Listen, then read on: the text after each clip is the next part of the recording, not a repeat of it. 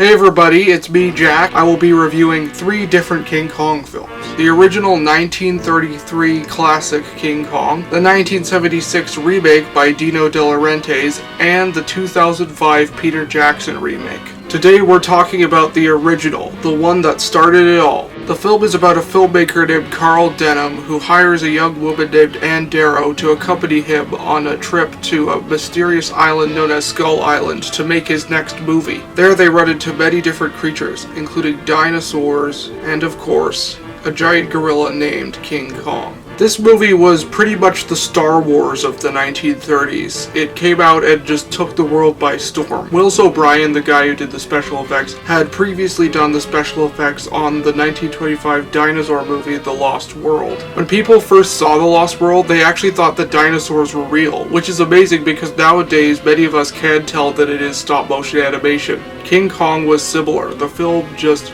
blew people's minds and inspired many different filmmakers. People such as Ray Harryhausen, who would go on to be a stop-motion animator himself, was inspired by this movie. As for me, I remember seeing this film on VHS with my dad when I was very young. It was the first black and white film I ever saw. And the stop-motion effects were also quite something. Now, for people at the time, this film was incredible, but how does it hold up today? Is it still good?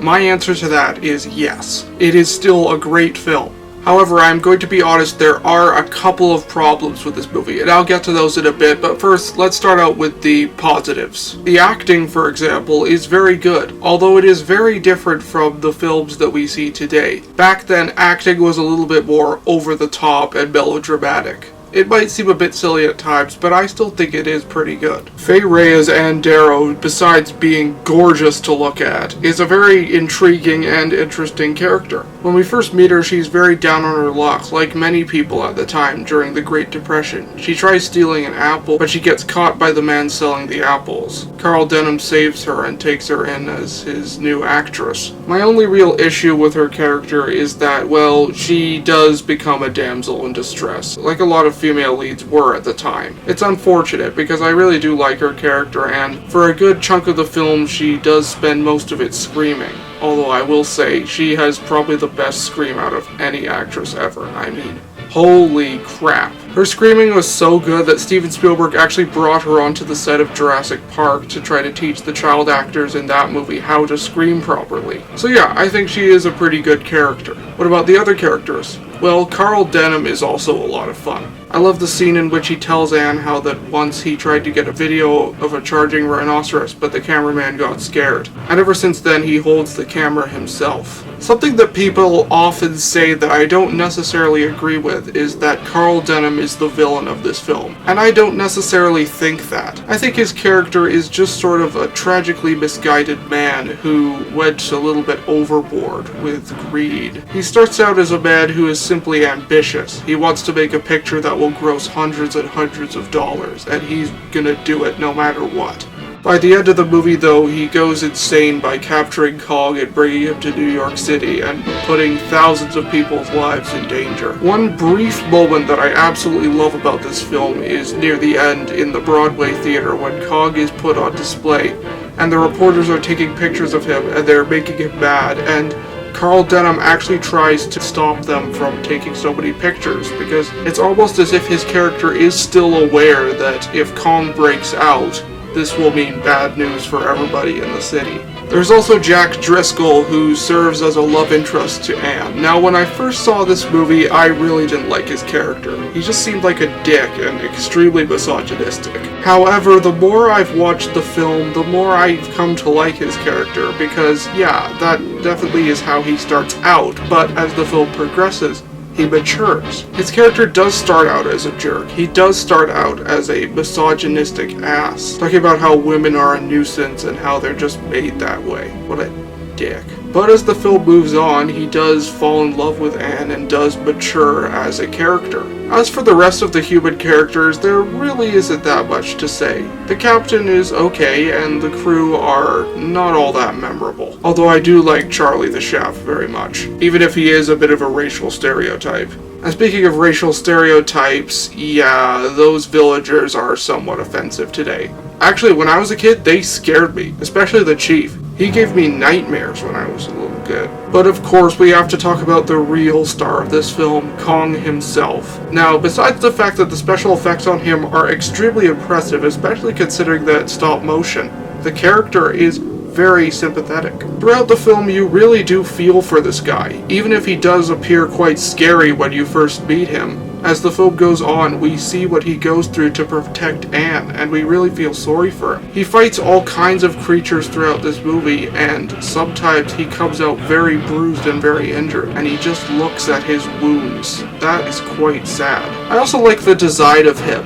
He doesn't exactly look like a normal gorilla. He does look a bit more like a hybrid of a man and a gorilla. He has the fur, but some of his facial expressions are a little bit more like that of a human. The sound effects for him are great as well, with his growls and roars sending tingles down my spine every time. The dinosaurs in this movie are pretty fun to watch. However, they are quite scientifically dated, with all of them being portrayed as monstrous killers, even the herbivores. Yeah, there's a scene in which a brontosaurus eats a bunch of sailors. Yeah, one of the most famous herbivores of all time just ate a bunch of sailors. However, it does bring up an idea that maybe on this island the dinosaurs have all evolved into flesh-eating killers over time. It's more excusable than the Lost World, that's for sure. I mean, the Lost World is supposed to be how dinosaurs actually were, and there's a brontosaurus biting an allosaurus in the neck. Yeah. However, the T-Rex in King Kong is still very scientifically correct, with probably only one real mistake, giving it 3 fingers. Nowadays we know T-Rex only had 2. The iconic fight between him and King Kong is a lot of fun to watch. Willis O'Brien, the animator, was also a boxer, and so he based the fight scene very much on boxing. It might seem a bit silly to some people that these animals are fighting a little bit more like humans, but I still think it's really cool, and the sound effects help make the scene more realistic. The fight ends with Kong breaking the T-Rex's jaw, and the sound effect that they use for when he breaks his jaw is just disturbing. And you see blood bleeding out of the T-Rex's mouth. Although it is rather funny when you find out that Willis O'Brien used chocolate sauce for blood.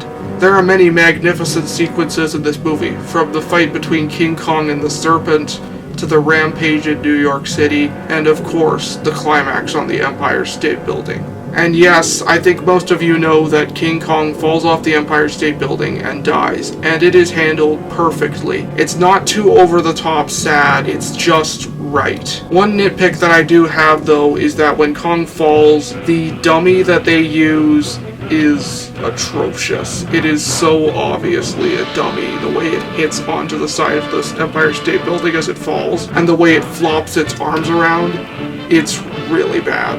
The music by Max Steiner is some of the best. The King Kong theme is one of the best monster movie themes of all time. Now, I will say, this movie definitely is dated, and the music is as well, because if you listen to it, you could pretty much tell by the way it sounds that it is a very old film score. Much like the way the acting in old movies used to be over the top, the music was over the top too, and this film certainly has some over the top music as well. Makes it so unique because it's so different from any score you would hear in a movie today. The pacing is also very well done. Something that I also enjoy about a lot of these old movies is that they stuck to the basics. They were very fast moving, and they got going very fast. We'll be talking more about pacing when we get to the Peter Jackson King Kong. But for right now, this film is very well paced. Are there any other issues that I have with the film? Well, there certainly is one. The love story between Anne and Jack. Now, I think the love story certainly works on Jack's side because it's easy to see why he falls in love with her. But I don't understand why she falls in love with him because for most of the film, he's a dick. In the scene where he proclaims his love for her, she acts almost like she's loved him this whole time. But why? He's mainly just acted like a jerk. If they had had a heart-to-heart chat earlier in the film where Jack truly shows his nicer and more caring side, then I would have given this a pass. but as is, this romance was just kind of weak on Anne's part. Also, as I said before, some of the racial stereotypes are rather cringeworthy. When Charlie finds a bracelet that the natives left after they abducted Anne from the ship, he says, "Crazy black man been here." Also, it's easy for someone today to dismiss the special effects as incredibly fake looking, but you have to put context in there. This film was made in 1933, and for its time, this was revolutionary. And you know what, I gotta say, even for today, the special effects are still pretty damn good. There are a lot of combinations of models and rear projection. Several of the shots of King Kong's cave look excellent, even today. The cinematography is pretty well done as well. So yeah, does this feel like a film released in the 30s? Absolutely. But it's still a great one at that. King Kong is still a great film and an absolute must-see for any film lover. You've probably already seen it, but if you haven't, you're missing out. Go see it right now. I'm gonna give King Kong 9 out of 10. So thanks for watching. Tell me what you thought of King Kong in the comment section below, and join me next time when I talk about the 1976 Dino De Laurentiis remake of King Kong. Is it good? Is it bad? Well, join me next time and I'll tell you all about it. Thanks for watching, and until next time, I'll see you later.